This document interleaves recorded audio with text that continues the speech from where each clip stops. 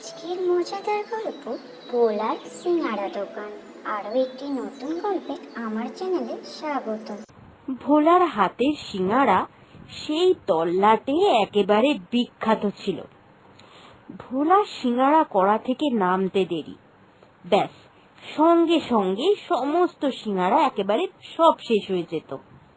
শুধুমাত্র সেই তল্লাটে কেন, আশেপাশের জায়গা থেকেও ভোলা সিঙ্গারা খাওয়ার জন্য বিকালবেলা সবাই চলে আসতো তার দোকানে। এইরকমই একদিন ওফ ওফ ওফ ভোলা, কি সুন্দর সিঙ্গারা বানাস তুই, একবারে মুচমুচে, খেয়ে মনটা প্রাণটা পুরো জিরিয়ে যায়। তোর এই সিঙ্গারার জন্য তুই কি জানিস আমাদের ঘর ভাঙতে চলেছে। তোর বৌদি একদিন আমার জন্য সিঙ্গারা করে এনেছিল, এনে বলল, খেয়ে দেখো তো দেখি কার সিঙ্গারাটা বেশি ভালো খেতে। আমি তো এক কামড় দিয়েই বললাম, তোমার সিঙ্গারা আর ভোলার সিঙ্গারার মধ্যে আকাশ আর পাতাল তফাৎ। হ্যাঁ, তফাৎ তো হবেই। বউয়ের হাতের জিনিস বলে কথা, তার তো স্বাদটাই আলাদা হবে। হ্যাঁ, কোথায় নেতাজি আর কোথায় পিঁয়াজি।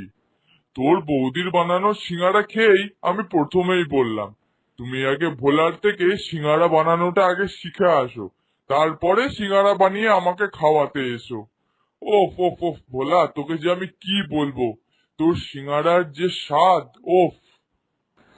কিন্তু দাদা বাবু, এবারে একটু বৌদির হাতে বানানো সিঙ্গারা খাওয়া অভ্যাস করুন। এই তো দেখছেন বয়স হয়ে গেছে, কতদিন সিঙ্গারার দোকান চালাতে পারবো জানি না। ভেবেছি আমি এই দোকানটাও ভাড়া দিয়ে দেব। ভাড়ার টাকায় আমাদের বুড়ো বুড়ির যা হয় চলে যাবে। এই সিঙ্গারা বানিয়ে আর বেশি দিন চালাতে পারবো না গো। সে কি রে, এত বছরের খানদানি দোকান এত সহজে বন্ধ করে দিবি? তোর বাবা এখানে প্রথম সিঙ্গারার দোকান দিয়েছিল, তারপরে বংশ পরম্পরায় তুই। এত সহজে তোর এই খানদানি দোকান তুই যদি বন্ধ করে দিস তাহলে যে বড় ক্ষতি হয়ে যাবে রে। কি আর করবো বলেন তো দাদা বাবু, ভগবান তো আর মুখ তুলে চাইলেন নে যে একটা বাচ্চা কাচ্চা হবে। সেই জন্যেই তো দোকানটা তুলে দিতে হচ্ছে। একা হাতে এই বয়সকালে এত জোগাড় জাতি করে দোকান সামলানো একা হাতে যে আর পারবো নে গো। হ্যাঁ, সে তো বুঝতেই পারছি। আচ্ছা শোন ভোলা, তোকে আমি একটা সাহায্য করতে পারি। আমাদের বাড়িতে একটা চাকর কাজ করে, রতন। রতনকে আমি বলে দিচ্ছি, ও তোর দোকানে এসে এবার থেকে বসবে। তুই আস্তে আস্তে রতনকে সিঙ্গারা বানানোটা শিখিয়ে দিবি। ও যদি একবার তোর থেকে সিঙ্গারা বানানোটা শিখে যেতে পারে, তাহলে ওই তোর ব্যবসাটা দেখাশোনা করতে পারবে, ওই সিঙ্গারা ভেজে লোককে খাওয়াবে। আর তুই দোকানে এসে বসে বসে আরাম করবি খালি। তাহলে তোর ব্যবসাটাও বেঁচে গেল, আর তোর হাত খরচা সংসার খরচা সবটাই এসে যাবে। হ্যাঁ, এই কথাটা তো আপনি একদমই মন্দ বলেননি। সত্যি কথা, আমার নাম যেমন ভোলা, আমার বুদ্ধিও সেরকম ভোলা। আচ্ছা আচ্ছা, ঠিক আছে। আপনি তাহলে আপনার ওই লোককে আমার কাছে পাঠিয়ে দেবেন। আমি ওকে আস্তে আস্তে সিঙ্গারা বানানো, সিঙ্গারা ভাজা সবটাই ওকে শিখিয়ে দেব।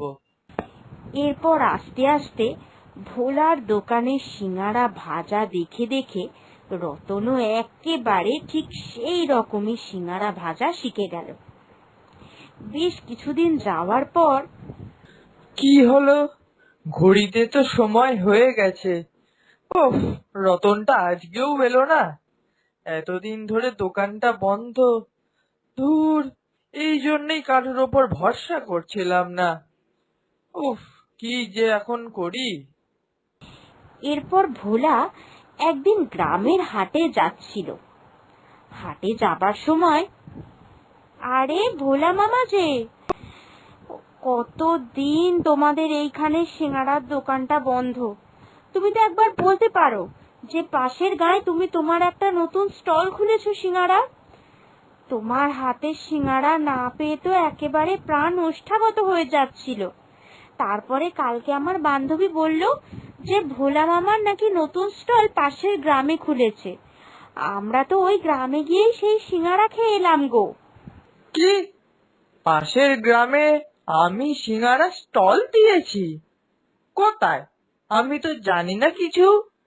কেন, তোমার সিঙ্গারার দোকানে যে কাজ করতো রতন, সেই তো ওই পাশের গায়ে দোকানটা দিয়েছে গো। তোমার কাছে তো বেশ কিছুদিন কাজও শিখলো। আমরা ভাবলাম হয়তো শহরে যেমন বড় বড় দোকানগুলো 3-4টে করে শাখা থাকে না, সেই রকম তুমিও ওই সিঙ্গারার দোকানে শাখা দিয়েছো। একেবারে সেই স্বাদ, সিঙ্গারার সেই আকার, আর সেই চাটনি। ওফ, মনটা একেবারে খুশি হয়ে গেল গো ভোলা মামা। আচ্ছা ঠিক আছে, আসি গো, আমার আবার টিউশনে দেরি হয়ে যাচ্ছে। ভোলা, তুই সত্যি একটা ভোলা। তোকে রতন পুরোপুরি ভাবে ঠকিয়ে দিল। যাকে বিশ্বাস করে তুই কাজ শেখালি, সেই তোর সঙ্গে বিশ্বাসঘাতকতা করলো। হায় হায় হায় হায় গো, এ আমি কি ভুলটাই না করলুম। এইরকম নতুন নতুন মজাদার শিক্ষণীয় গল্প পেতে আমার চ্যানেলটি সাবস্ক্রাইব করে পাশে থাকবেন। ধন্যবাদ।